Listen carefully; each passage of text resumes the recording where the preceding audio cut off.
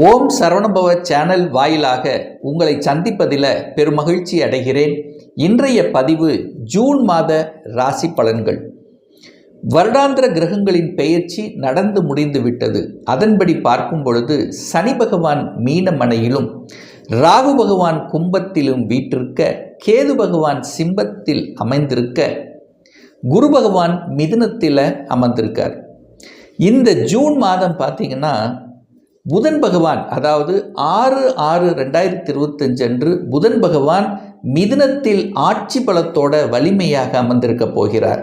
அதே போல 22/6/2025 புதன் பகவான் கடகமனைக்கு பயிற்சியாகிறது.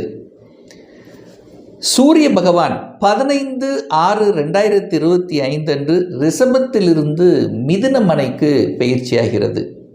செவ்வாய் பகவான், அதாவது செவ்வாய் என்ற கிரகம் இதுவரைக்கு கடகமனையில் நீச்சத்தன்மையோடு இருந்ததல்லவா, இப்போ இந்த மாதம் செவ்வாய் பகவானுடைய பெயர்ச்சியானது நடக்க இருக்கிறது. அது எப்போ நடக்குதுன்னா 7/6/2025 அன்று. சுக்கிர பகவானுடைய பெயர்ச்சியானது வருகின்ற 29/6/2025 அன்று மேசத்திலிருந்து ரிஷபமனைக்கு பயிற்சியாகி ஆட்சி பலத்தோட வலிமையாக அமர்ந்திருக்க போகிறார். ஸோ இந்த கிரக அமைப்புகளின் வலிமையை எடுத்துக்கொண்டு இந்த ஜூன் மாதம் என்ன பலன், என்ன மாதிரியான திருப்பங்கள், சாதகம் என்ன, பாதகம் என்ன, அத்தனையும் டீட்டெயிலாக பார்க்க போகிறோம். அதற்கு முன்னால் நம்முடைய சேனலை நீங்கள் ஃபஸ்ட்டு டைம் பார்ப்பவர்கள் என்றால் மறக்காமல் சப்ஸ்கிரைப் பண்ணிக்கிங்க.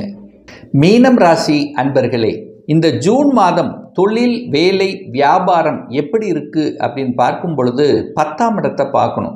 அந்த 10ஆம் அதிபதியாக இருக்கக்கூடிய அந்த குரு பகவான் 4ஆம் இடம் என்று சொல்லக்கூடிய சுகஸ்தானத்தில் அமர்ந்து கொண்டு அந்த 10ஆம் இடத்தை பார்க்குது. அப்போ தன் வீட்டை தானே பார்த்து வலுப்படுத்தக்கூடிய ஒரு நல்ல மாதம். ஸோ 10ஆம் இடம் என்பது அந்த குரு பார்க்கும்போது ஒரு மாற்றத்தை கொடுக்கக்கூடிய இடம். அப்போ தொழில் நன்றாக இருக்க வேண்டும், வேலை நன்றாக இருக்க வேண்டும் என்கின்ற அமைப்புங்கிறது இந்த மாதம் சிறப்பு தான். அதில் எந்த மாற்று கருத்தும் இல்லை. அதோட பார்த்தீங்கன்னா புதன் பகவானும் இணைகிறது.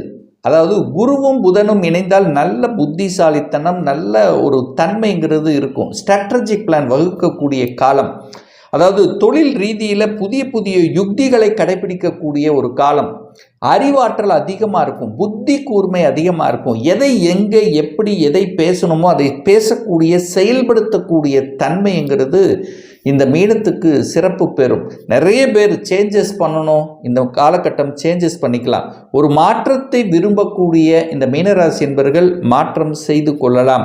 அதுவும் மாறுதல் பண்ணும்போது இன்னொரு வேலையை அமைத்து கொண்டு தான் மாறணுங்கிறத ஆழமாக மனதில் பதிவைத்து கொள்ளுங்கள். சனி பகவான் அது உங்கள் ராசியிலேயே உட்கார்ந்துருக்கார், உங்கள் லக்னத்திலேயே உட்கார்ந்துருக்கார். மந்தத்தன்மை, கொஞ்சம் டல்னஸ் இருக்கும், கொஞ்சம் சோம்பேறித்தனம் இருக்கக்கூடிய தன்மை, பிடிவாத குணம் இருக்கும். அதை மட்டும் விட்டொழியணும். அதாவது ஒரு சாட்டிஸ்ஃபேக்ஷன் இல்லாத தன்மை கொடுத்து விடும். ஏன்னா உங்கள் ராசியிலேயே சனி பகவான் உட்கார்ந்து இப்போ 7ரை சனியில் ஜென்ம சனியாக இருக்கும்போது பிடிக்கலை, எனக்கு இந்த வேலை பிடிக்கலை, எனக்கு ஒரு மாதிரியாக இருக்குது, எனக்கு கொடுக்கக்கூடிய ரெகனைசேஷன் இல்லை. ஸோ இந்த மாதிரியான குழப்பத்தன்மையை உங்கள் மனதுக்கு, உங்கள் உடலுக்கு, உங்கள் லக்னத்துக்கு ஏற்படுத்தும். அப்போ என்ன நினைக்கணும், அப்போ இன்னொரு வேலையை அமைத்து கொண்டு தான் மாறணும் அப்படிங்கிறத மனதில் பதிய வைத்துக் கொள்ளுங்கள். இந்த மீனராசி என்பவர்களுக்கு சாட்டிஸ்ஃபேக்ஷன் என்கிற தன்மை கொஞ்சம் குறைவாக இருக்கும். ஸோ இதை நீங்கள் புரிந்து கொண்டாலே போதும். ஏன் அப்படின்னா சந்திரன் மேலே இப்போ சனி உட்கார்ந்துருக்கும் போது மனதை பாதிக்கும், மனதை குழப்பமடைய செய்யும், தெளிவான டிசிஷன் எடுக்கக்கூடிய தன்மையில் சில குழப்பங்களை ஏற்படுத்தும். அப்போ மற்றவர்கள், குடும்ப உறுப்பினர்களுடன் கலந்து ஆலோசித்து ஒரு முடிவை எடுப்பது இந்த மீனத்துக்கு சிறப்பு என்பதை ஞாபகத்தில் வைத்து கொள்ளுங்கள். ஸோ மற்றபடி பார்த்திங்கன்னா தனி ஆளாக நின்று சாதிக்கக்கூடிய ஒரு மாதம். ஏன்னா 1, 4, 7, 10 அதிபதிகள் இணைவு பெறுகிறது.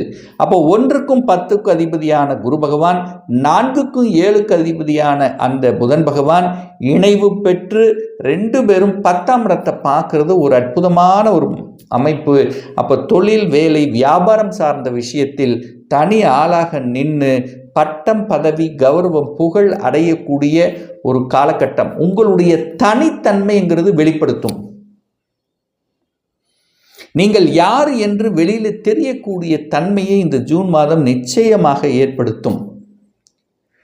கடல் கடந்து வெளிநாட்டுக்கு செல்லக்கூடிய யோகம் என்பது உண்டு. தொழில் ரீதியாக, வேலை ரீதியாக, உத்தியோக ரீதியாக, கண்டிப்பாக வியாபார ரீதியாக வெளிநாட்டு தொடர்புகளை கொடுக்கக்கூடிய ஒரு மாதமாக இந்த ஜூன் மாதம் தனுசு, அதாவது ஜூன் மாதம் மீனத்துக்கு அமையும். ஏன் சொல்கிறேன் அப்படின்னா, உங்கள் லக்னாதிபதி 12ஆம் இடத்தை பார்க்குறார்.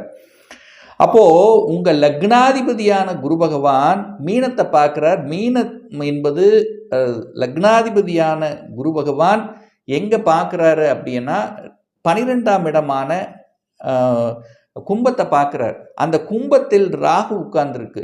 அப்போ உங்களுக்கு 12ஆம் இடம் என்பது வெளிநாடு அல்லவா? அப்போ வெளிநாட்டு தன்மை, வெளிநாட்டு தொடர்புகள், வெளிநாட்டு வியாபார ரீதியில் நற்பலனை கொடுக்கக்கூடிய அமைப்பு இந்த ஜூன் மாதம் உண்டு.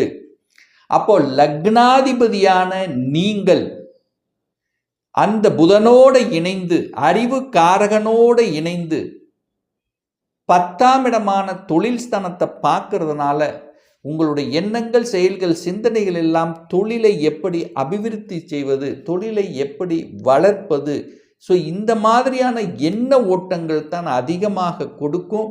அதுதான் உங்கள் உணர்வில் இருக்கும். அதை செயல்படுத்தக்கூடிய ஒரு காலமும் இந்த ஜூன் மாதம் அப்படின்னு எடுத்துக்கலாம்.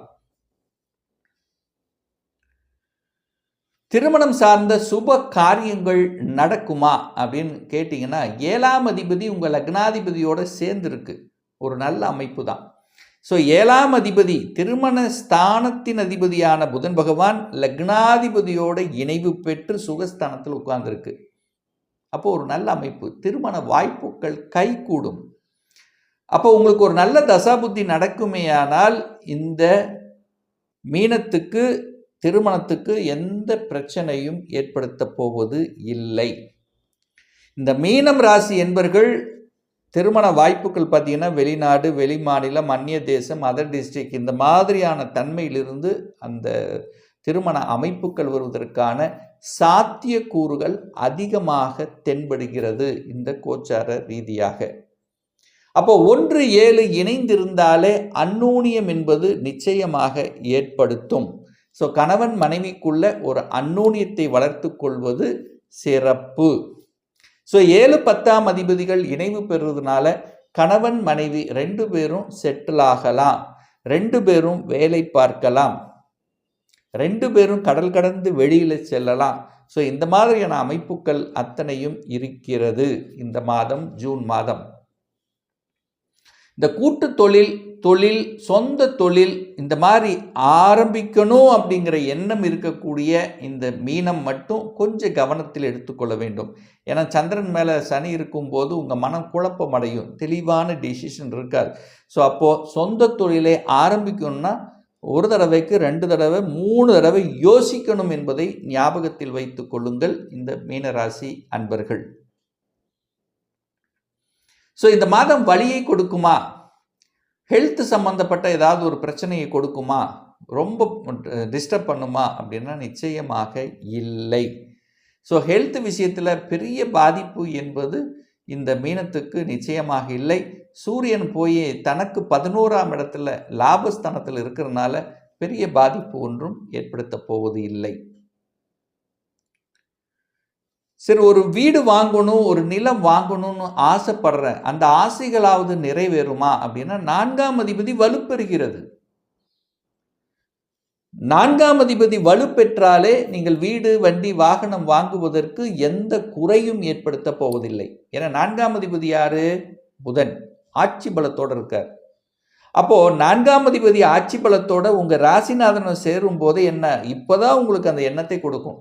ஒரு இடத்த வாங்கி போட்டுடலாமா, விரயமாகுது, பணம் விரயமாகுது, பேசாமல் ஒரு இடத்த வாங்கி போட்டுடலாம். இது வரைக்கும் வாடகை வீட்டில் இருக்கிறோம், சரி ஒரு வீட்டை வாங்கி விட்டுடலாமே, அல்லது வீட்டை வாங்கி அதன் மூலமாக வாடகை வருமானம் வசூலித்துக்கலாமே. ஸோ இந்த மாதிரியான என்ன உணர்வுகளை கொடுக்கக்கூடிய மாதமாகவும் இந்த ஜூன் மாதம் மீனத்துக்கு நிச்சயமாக அமையும். ஸோ பணம், இடம், அதாவது பணத்தை வைத்து கொண்டு ஒரு இடத்தை வாங்கி போட்டால் அது நிச்சயமாக அந்த இடத்தின் மூலமாக உங்களுக்கு அனுகூலம் ஆதாயம் உண்டு. என செவ்வாய்ங்கிறது உங்களுக்கு 2க்கும் 9க்குரியவன். அப்போ நிலத்தில் இன்வெஸ்ட் பண்ணிங்கன்னா இந்த மீனத்துக்கு நிச்சயமாக அது வளருமே தவிர கீழே இறங்கவே இறங்காது. அடுத்ததாக இந்த சனி ஜென்ம சனி இருக்கே சார், ஏதாவது பிரச்சனை கொடுத்துருமா, இந்த வம்பு வழக்கு இதெல்லாம் போகக்கூடாது. இந்த வம்பு வழக்கு, கோர்ட்டு கேஸு, சொத்து பிரச்சனை, பாக பிரச்சனை, ஸோ இந்த மாதிரியான பிரச்சனைகளுக்குள்ளே போனீங்கன்னா உங்கள் மனசு கெடும், அவ்வளோதான். ஸோ இதில் ஒரு தீர்வு கிடைக்காது, சண்டை சச்சரவோடு போகும். ஸோ வம்பு வழக்கு, கோர்ட்டு கேஸ், அதாவது நெகட்டிவ் என்று உங்கள் மனதில் பதியக்கூடிய விஷயங்களுக்கு இந்த மீனம் போகக்கூடாதுங்கிறத ஞாபகத்தில் வைத்து கொள்ளுங்கள். பண விஷயத்தில் யாருக்கும் கொடுக்கறது அவ்வளோ சீக்கிரம் ரிட்டர்ன் ஆகாது. ஜாமீன் கையெழுத்து போடக்கூடாது, போட்டிங்கன்னா அதிகமாகும். கடன் தன்னுடைய கெப்பாசிட்டிக்கு மேலே போகக்கூடாது. அதாவது ஒரே வார்த்தை நெகட்டிவ் என்று சொல்லக்கூடிய விஷயத்துக்குள்ளே போனீங்கன்னா உங்களுக்கு மனம் பாதிக்கப்படும், மனம் உடல் பாதிக்கப்படும், சந்திரன் பாதிக்கப்படுகிறது, தாய் பாதிக்கப்படுகிறது. ஸோ இந்த விஷயத்தில் மட்டும் மனசில் பதிய வைத்து கொண்டாலே போதும். மற்றபடி 1, 4, 7, 10ஆம் அதிபதிகள் இணைவு பெற்றிருக்கும் போது நிச்சயமாக தனி ஆளாக தனி மரமாக இருந்து ஜெயிக்கக்கூடிய, சாதிக்கக்கூடிய ஒரு மாதமாக இந்த மீனத்துக்கு அமையுங்கிறதுல எந்தவித மாற்று கருத்தும் கிடையாது.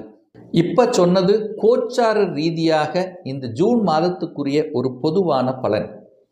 ஒரு துல்லிய பலன் வேணும் அப்படின்னா உங்கள் ஜாதகத்தில் கிரகங்கள் எப்படி இருக்குது, என்ன ஆதிபத்தியத்தில் இருக்குது, எத்தனை டிகிரியில் இருக்குது, நடப்பு தசாநாதன், புத்திநாதன், அந்தரநாதன், சூட்சமநாதன் எப்படி இருக்கு என்பதை பொறுத்து நீங்கள் கேட்கக்கூடிய எந்த கேள்வியாக இருந்தாலும் சரி, இந்த 2025இல் சொந்த தொழில் செய்வதற்கான விதி கொடுப்பினை நம்முடைய ஜாதகத்தில் இருக்கா, அப்படி இருக்கக்கூடிய பட்சத்தில் எப்போ நம்ம சொந்த தொழிலை ஆரம்பிக்கலாம், +2 முடிச்சாச்சு, என்ன கோர்ஸ் படிக்கக்கூடிய கொடுப்பினை நம்முடைய ஜாதகத்தில் இருக்கு, எந்த கோர்ஸ் படித்தா நம்மளுடைய ஃபியூச்சர் நன்றாக இருக்கும், ப்ரமோஷனே கிடைக்க மாட்டேங்குது, எப்போதான் நமக்கு ப்ரமோஷன் கிடைக்கும், திருமணம் தடைப்பட்டு கொண்டே இருக்கிறது, எப்போ திருமணம் நடக்கும், எப்போ குழந்தை பாக்கியம் கிடைக்கும், இது போன்ற கேள்விகளுக்கு துல்லியமான பதிலை நம்மால் கூற முடியும். ஒரு பர்சனல் கன்சல்டேஷன் எடுத்துக்கணும், ஒரு சுய ஜாதகம் பார்க்கணும் என்று விருப்பமுடைய அன்பர்கள் டிஸ்பிளே தெரியக்கூடிய நம்பருக்கு வாட்ஸ்அப் மூலமாகவோ ஃபோன் கால் மூலமாகவோ தொடர்பு கொண்டு நேரடியாகவோ அல்லது ஆன்லைன் மூலமாகவோ கன்சல்டேஷன் எடுத்துக்கலாம். நம்முடைய அலுவலகம் கோயம்புத்தூரில் அமைந்துள்ளது. அதாவது கோயம்புத்தூரிலிருந்து மேட்டுப்பாளையம் செல்லும் வழியில் வெள்ளக்கிணறு பிரிவுக்கு அருகில், அதாவது அன்னபூர்ணா ஹோட்டலுக்கு அருகில் அமைந்துள்ளது. பிரியர் அப்பாயின்மெண்ட் வாங்கிட்டு நேரடியாகவே கன்சல்டேஷன் எடுத்துக்கலாம். நிச்சயமாக இந்த பதிவு ஏதாவது ஒரு ரூபத்தில் உங்களுக்கு யூஸ்ஃபுல்லாக இருக்குங்கிறதுல எந்தவித மாற்று கருத்தும் கிடையாது. நம்முடைய சேனலை நீங்கள் ஃபர்ஸ்ட் டைம் பார்ப்பவர்கள் என்றால் மறக்காம சப்ஸ்கிரைப் பண்ணிக்கிங்க. பக்கத்தில் இருக்கக்கூடிய பெல் பட்டன் மற்றும் ஆல் நோட்டிஃபிகேஷனை கிளிக் பண்ணும்போது நான் போடக்கூடிய அடுத்தடுத்த பதிவுகள் உங்களுடைய நோட்டிஃபிகேஷனில் வந்து சேரும். மீண்டும் ஒரு நல்ல பதிவில் உங்களை சந்திக்கும் வரை உங்களிடமிருந்து விடைபெறுவது உங்கள் அஸ்ட்ராலஜர் டாக்டர் சதீஷ்.